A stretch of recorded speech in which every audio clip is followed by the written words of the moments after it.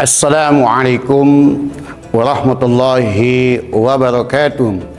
Innal hamdalillah nahmaduhu wa nasta'inuhu wa nastaghfiruh wa na'udzu billahi min shururi anfusina wa min sayyiati a'malina.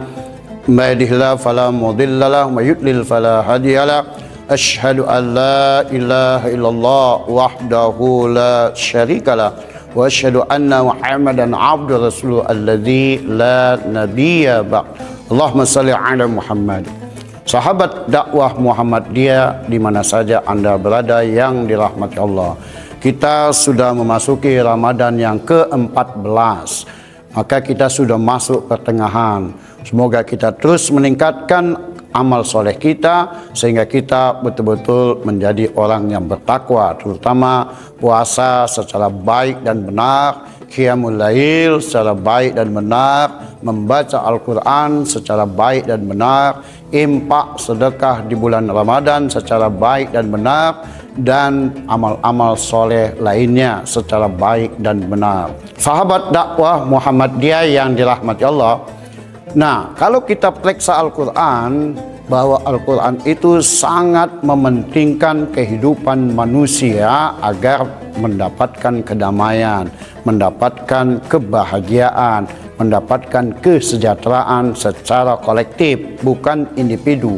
Sehingga dalam bahasa lain, ya bahasa fikih, maka Rasulullah mengutamakan kesolehan sosial ketimbang kesolehan individu. Ini terbukti ketika ya istrinya, bahkan Rasul sendiri kalau sedang puasa sunnah lalu ada makanan diantarkannya kepadanya atau ada tamu yang datang, dia berbuka puasa karena dia tidak ingin kesolehan individu mengganggu pertemanan, mengganggu persahabatan. Tetapi kalau puasa wajib, puasa nazar nggak boleh.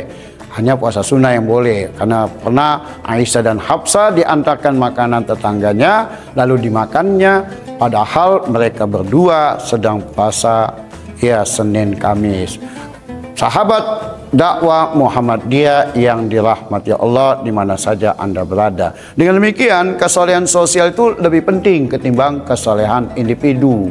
Hablum minallah harus seimbanglah hablum minan nas. Kalau hanya hablum minallah ibadah, itulah yang disebut dengan kesolehan individu.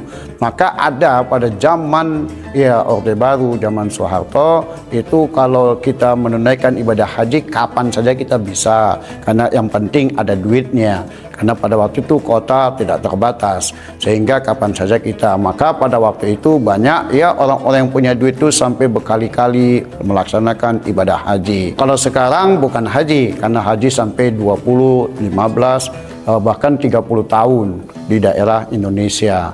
Nah, dengan demikian kita lihat bahwa kalau hadis Rasul menyatakan haji itu wajibnya sekali, bukan 2, 3. Kalau 2 kali sunnah. Sedangkan umroh paling banyak Rasul melakukannya paling banyak 4 kali. Kalau dia pakai bahasa kita sekarang, pakai biaya sendiri. Walaupun banyak hadis mengatakan dengan istimewanya umroh, sholat kita di Masjidil Haram 100.000 kali, 1000 kali di Masjid Nabawi, itu namanya kesolehan individu. Tapi kalau kita hitung dengan kesolehan sosial, tidak ada apa-apanya. Misalnya kalau haji itu wajib sekali, umur 2-3 kali kita tangguhkan uang haji itu, kita berikan kepada orang-orang yang membutuhkan beasiswa, kita berikan kepada anak-anak yatim yang miskin, kepada kaum du'afa, kepada tetangga kita yang tidak makan. Itu lebih banyak pahalanya tentunya. Sebagai contoh, kalau kita berikan kepada beasiswa pesantren misalnya, ya kita mau umroh sampai 20-30 kali, uang itu kita berikan kepada beasiswa, lalu dia sebagai anak angkat kita, ya.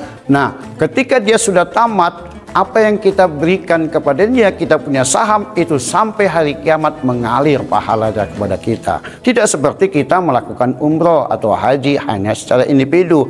selesailah pahalanya. Tapi kalau kita berikan kepada tadi sebagai beasiswa kepada anak-anak yatim, kepada para fuqara wal masakin, mereka yang membutuhkan beasiswa, itu akan terus menerus sampai hari kiamat. Tentu kalau kita hitung dengan duit tentu lebih banyak, karena dia akan berkali-kali lipat sampai hari kiamat. Sementara yang kita lakukan hanya sekali, dan itu pun kita lihat sampai ke Mekah bukannya serius beribadah, kadang-kadang hanya selfie, hanya pamer bahwa kita sudah berkali-kali haji, sudah berkali-kali umroh, sehingga ibadah itu sebagai ria. Sehingga menghasilkan apa kalau ria?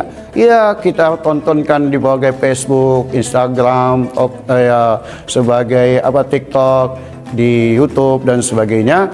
Itu menunjukkan bahwa ibadah yang bersifat individu itu kurang berdaya guna. Tapi ibadah sosial, kesolehan sosial itu lebih berdaya guna dan tepat guna. Rasulullah menyatakan bahwa kalau dalam hal keluarga, Rasulullah bilang, kalau kita ada saudara-saudara kita yang susah, yang miskin, tolonglah. Sebab Allah akan senantiasa membantu dan menolong kepada hambanya yang menolong saudaranya. Wallahu fi ainil 'abdi ma kana al-'abdu fi auni akhi. Rawahu Muslim. Allah senantiasa menolong hambanya kalau hambanya itu menolong saudaranya. Dalam Al-Quran kita harus saling tolong menolong. Dalam surah Al-Ma'idah itu jelas, Al-Ma'idah surat ke-5 itu jelas menyatakan wa ta'awanu 'alal birri wat taqwa wa la ta'awanu 'alal ismi wal 'udwan. Tolong menolonglah kamu dengan dasar takwa. Secara kolektif kita harus tolong menolong dalam melakukan kebaikan, dan jangan tolong menolong dalam hal dosa. Sebab dosa itu akan membawa kebencanaan, kemelaratan, kesengsaraan. Kita tidak tahu bahwa kalau dosa itu kotoran, sehingga jangan mengotori diri kita lahir maupun batin. Melakukanlah kebaikan. Itulah wa ta'awanu 'alal birri wat taqwa dalam surah Al-Maidah ayat 2 itu.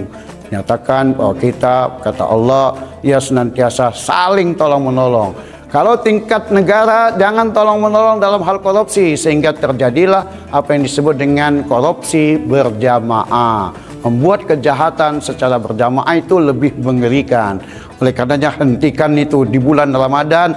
Marilah kita terus introspeksi diri agar kita tidak melakukan dosa yang lebih banyak. Sebab dosa itu akan dipertanggungjawabkan oleh kita sendiri kepada Allah Subhanahu wa taala. Nah, terusnya kesolehan sosial ini pada bulan Ramadan apa? Contohnya kita bagi orang-orang yang tidak mampu berbuka puasa, sahur, berikanlah. Orang yang membantu orang yang berbuka puasa, pahalanya sama dengan orang yang berpuasa itu sendiri. Kan luar biasa. Berikan pada orang yang sahur, tidak ada makanan, berikan makanan pada mereka, para fuqara wal masakin. Selanjutnya apalagi? Nah, setelah itu, setelah Ramadan tentu ada hari raya yang lazim kita rayakan, memakai baju baru, memakan daging. Nah, kita berikanlah melalui kewajiban kita zakat fitrah. Zakat fitrah itu mestinya sesuailah dengan kebutuhan fuqara wal miskin. Walaupun kewajiban kita, tapi tidak ada salahnya kita memberikan infak, sehingga kita perlu memberikan parcel kepada orang-orang miskin itu sebagai satu implementasi kesolehan sosial. Karena parcel itu sendiri bukan diperuntukkan kepada orang-orang kaya. Aneh kalau di Indonesia parcel diperuntukkan untuk para pejabat. Kalau pejabat dia bisa sampai ribuan parcel bisa dia beli. Tapi kalau orang susah, orang miskin, wah, ini yang perlu diperhatikan. Dan kalau membelikannya pun sesuai dengan SOP-nya Allah, yakni ahsanu amala, yang terbaik. Berikan sirup yang terbaik, berikan roti kaleng yang terbaik, berikan baju yang terbaik, sehingga dia pada bulan Ramadan dia bisa beribadah dengan baik dan benar. Lalu di hari raya pun bisa merayakan sesama kaum muslimin, sesama kita, tidak ada perbedaan antara kaya dan miskin, karena sama-sama merayakan,